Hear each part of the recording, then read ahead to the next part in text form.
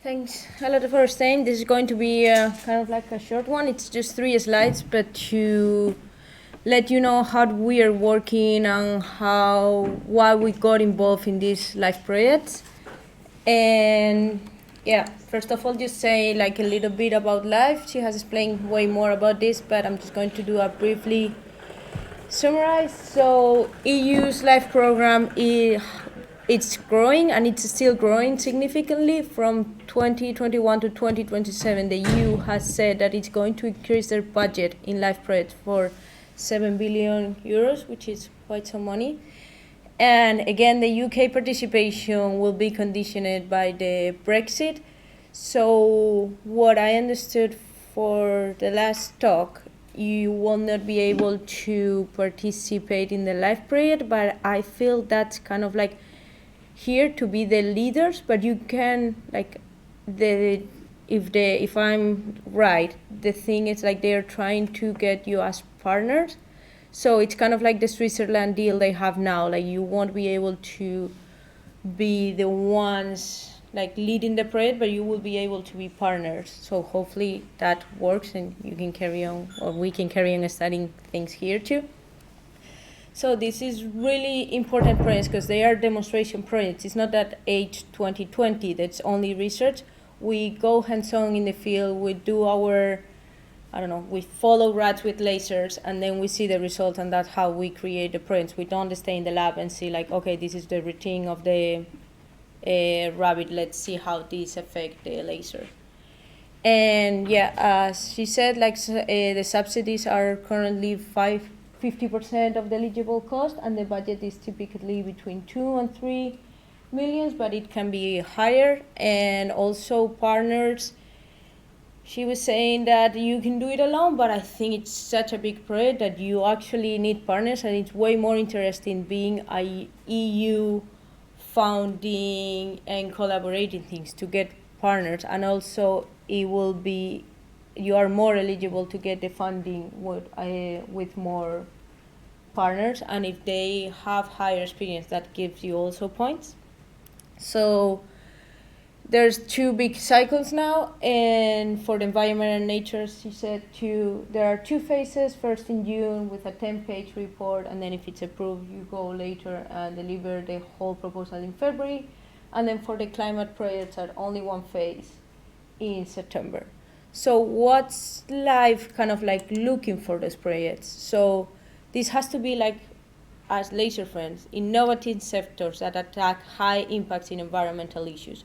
So as I understood, for example, Liverpool University, it's really big in sensoring, monitoring, and stuff like that. So an idea could be, as Patricia was saying, she studied the chemicals on the river. So just put a sensor on the river and try to track where the pollution comes from. And just use drones and sensors to identify a fire. So maybe put sensors every tree and see how they are growing, or if one is burning and can give you a call to someone. It's just different ideas we can use with environmental uses that we're finding. Also, yes, we know climate change is a big thing, so we can use this climate and satellite image to see which trees are growing, which trees are not growing, how the earth is warming, like what things we can do. Also using building on Galileo and Copernicus data to monitor the biodiversity, where it's like growing, and as Santi does with the drones, you see where more diversity is, how is it moving, and all those things. But it's also really important to take into account the circular economy of the project. So other examples can be like new materials with less impact, single plastic bans, and waste products. It's really important to take into account that the new Green Deal was released like 4 months ago, something like that, a few months ago. So for the 2020 proposals, that's a good thing to keep in mind. Like they're going to go back to that Green New Deal that was developed in Europe to see like the actual weaknesses and how we can improve it. And what I also wanted to share here is maybe key points for winning a life project. every time that a project is presented, you have like between 7 and 8% of chances to win that project. So it's pretty low. So this is how we managed to get laser fence. So first is to target a clear environmental issue. For us was the poisoning of animals and the poison on the food chain. And then have a strong balanced consortium. We were 4 countries with 1 university, 1 NGO, and 4 companies. So it was like a really diverse type of people, but really involved in the same kind of areas. It has to be ambitious, but it also has to be realistic. We knew we couldn't do trials in more than 4 countries, but we tried to target different animals in the same 4 countries. We have to have societal support. So we got over 25 letters of support for different NGOs, for universities, for farmers. So make sure that people that are going to involved in these projects, after all, are going to support us and are going to be holding our backs. And another important thing for like projects is to have a market uptake, so that innovation will be sustained. For example, Laser Friends will grow business for lasers in new subsectors. As bird group control can be deer group control. Iris drone can be known now that they do what they do, and you can hire them for different things. We can also offering our service, like developing the project, doing the deliverables, or those things. And then the project has to create a real impact. So laser fence reach a high number of stakeholders were targeted through these years. There was a lot of press attention, like Rafa said before. There was press release, there were news on the radio. So we need to make sure that we have a proposal that said we're going to be out there and people are going to know what we do. And also, it needs to create green jobs. At Laser Fence, it was creating new research jobs. We hired Patricia, they hired me, new jobs in the field, and they add also values to the farmers. So if a farmer see that this works, they can get that product, and also they can hire someone to use that laser, and they can produce more food. And it has to be all the time moving. It's, as I said, it's not only a research project. You need to create jobs, and you need to value this as a product that you can just extend and keep working on it. And that's basically it. So thank you so much. Thank you, Marta. Have you got any questions for Marta? I think there's another couple of graphs that could go in here, but Yeah, definitely. a graph I too.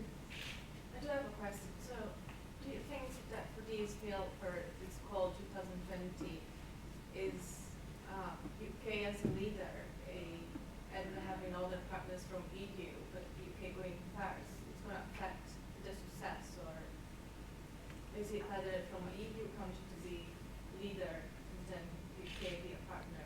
For the Actually, that's a very good question, which I half thought about when Jessica was speaking. I didn't get to ask, because as I understand EU legislation, a UK company, a non-EU company can't lead a project.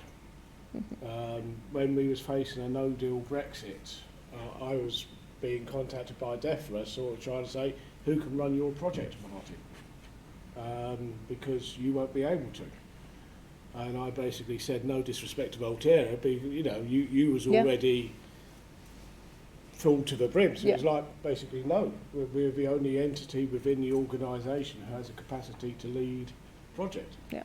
The no-deal Brexit option didn't happen. But it's still not clear to me, what we're saying is the funding's available, that's available. We are now out of Europe. We might be in a transition phase, but the flags went, the Union Jack disappeared in Brussels at the end of January. So it would be worth checking that, because you don't have to lead it. And in some ways, it's always good to have the kudos of leading it, but if you want to get the project done, maybe you have to find somebody else who you're happy to work with and say, but we want you to lead it. You know, if that's one way that you was to get a project happening and you're delivering what you want to make happen, you've just got to find the right sort of European partner who you sort of are happy to trust that they are going to lead it, and remember that perhaps you're the one who really brought the idea to the table. And hopefully you just get, like all projects, if you get the right mix of people who are all interested in doing it, it will work well. So, Paolo, do you think that's a reasonable statement? It is absolutely a correct statement, and that's probably the best way forward. We just have to merge science and the politics. So we have to be realistic. There's no point to have the best project that didn't get approved. So, yeah, I think the key, as previous speaker mentioned, is to have a lot of lead time and know your partners. Yeah. I wanted to say the other thing as well is, and you alluded to it, there is quite an emphasis, more so when you get running the project, on these things. You know, we have to demonstrate that we have worked with 2 other life projects. Yeah. So we've done the squirrel work, not because that was in the original proposal, but because it involved us working with an EU project called Scurrilous, which is about squirrels. They need you to evidence that you work and you try to create something which could affect government policy. So they want to see evidence that you are talking to NGOs, that you are going to use whatever you're doing, but alongside that you will try to influence people, you will try to talk to organisations. And again, that's definitely different from my experience of research projects, where you're getting your research done. This is what you're going to do. I've said I'm going to do that. I'm going to do that. And of course, you're going to disseminate it. You're going to go and try and, if it's a product you end up developing, try to get it to market. You know, you're going to go to academic conferences. You're going to go to exhibitions if you're commercial. But they're saying, no, we want you to go and talk to Natural England, and you know, I've got to do some work in the coming months, possibly talking to Health and Safety Executive about our lasers and the fact that they're Class 3B lasers, and they're sort of, it's like, that's a really great thing. Neil, our monitoring officer from NEMO, and they were mentioned in this, who I've got to say has been incredibly supportive. He's saying, no, don't sort of shy away from it. The EU want to see you saying, get out there. This is the environment. You know, the health and safety legislation might be restricting, or could restrict the uptake of laser fence unnecessarily. So you need to go and talk to them about it. So there's a lot more of that activity there. So for anybody here who's thinking like, oh, this sounds great, you know, I can go and get myself my one-man project and do this. As I understand it, and Marta and Sven Cannon from Voltaire, they know this all too well. You know, you've got to be prepared to add these things which are not being in the lab, whether the lab's virtual, science lab or the real world. It's not just being in the lab doing research and delivering something, it's actually being out there trying to get people thinking about what you're dealing with and what this project's attempting to do. Not just this project, but the actual problem for us is rodenticide. Our project hasn't been able to shift enough rats to be able to get farms to give up rodenticide, so that's a problem we will have to resolve, you know, in the final report. But you know, the bigger picture is we still need rodenticide. There's still pesticides. We're still dealing with all these things, and you know, we've got to be sort of out there saying this is an issue which needs dealing with. So there's a lot of that going on. Yeah. Yeah. Any other questions? I do have another question. So if you want to apply to like project, saying let's say I'm really interested in applying to this kind of grant, and will I find someone to collaborate for the other 45% from here to June, it's really strict time to be honest, because I've been spending most of my time recently working my PhD rather than to my head outside. But how long does it take to actually have some collaboration? We can believe in the project, believe in you, and believe in put money. I think the first thing I would suggest, No, go for it. if you're sitting there, Patricia, thinking this sounds good, you know, and I think I possibly heard Jessica this morning or something sort of almost say there's a life project here, and your work was mentioned. Then you know, you've got to start putting some thought into it. Now, there's mechanisms out there. I'm sure if you got in touch tomorrow with Jessica and said, I want to do something about this, how do I find partners? There's agencies that are out there finding it. Now, you may be meeting people you've never met before, so you've got to always ask that question of, are they responsible people, are they reliable, are they good partners to work with? So you might run short of having as much time getting to know them. You have to think about the people you've really worked or people you've met in the past. You can have conversations with Marta and Sven just to see if they have capacity to get involved with a project. I'm sure they're always interested, so Yep. you know, and that they will have good contacts, particularly in Spain, but else, you know, they've been in so many life projects, they will have contacts around Europe who may have a handle on that. So the first thing to do is decide to do it. From a practical point of view, as you know, applying as somebody who's working in university, you would mostly want to try and, assuming you would want to base it here, you'd mostly have to get a permanent member of staff to be the person who applies. But that shouldn't be a problem, that could be a benefit. So, you know, it's a case of saying, do you know what, here's an opportunity.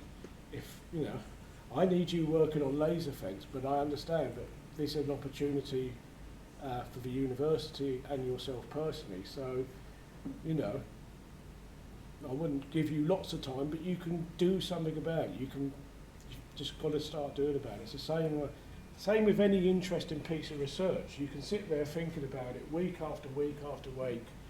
You can sort of wake up in the morning and daydream about a big £3 million project to do this work.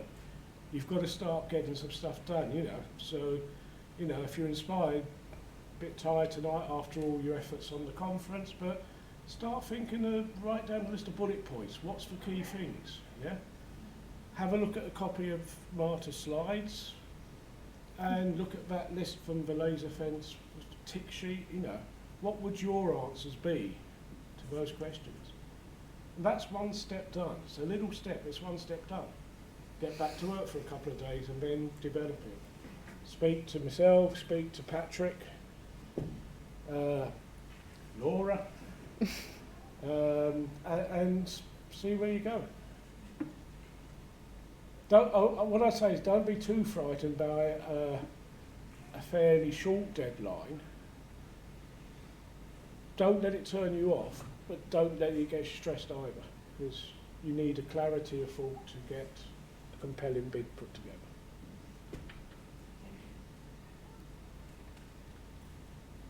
Any more?